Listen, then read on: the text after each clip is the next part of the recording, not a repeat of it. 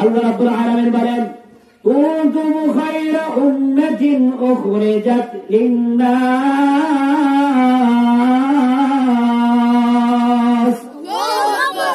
সমস্ত উম্মত থেকে উম্মতি মুহাম্মদ সাল্লাল্লাহু আলাইহি ওয়াসাল্লামের মধ্য থেকে আমি আল্লাহ তোমাদেরকে শ্রেষ্ঠত্ব দান করিয়াছি। সুবহানাল্লাহ।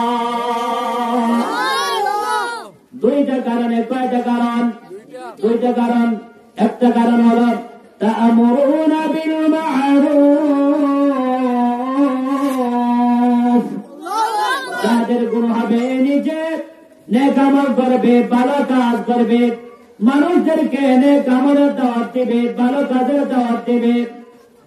ওয়া তানহাউনা আনিল মুনকার, নিজেই নাফরমানির কাজ থেকে, গুনার কাজ থেকে বেঁচে থাকবে।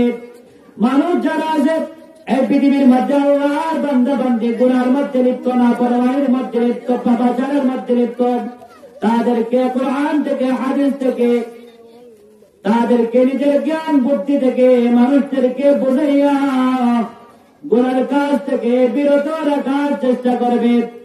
যাদের ভিতরে দুইটা গুণ থাকবে, আমার আল্লাহ সমস্ত উম্মতের মধ্য থেকে তাদেরকে শ্রেষ্ঠ উম্মত বলে ঘোষণা করিয়াছেন। সুবহানাল্লাহ। এই মাহফিল কোরআন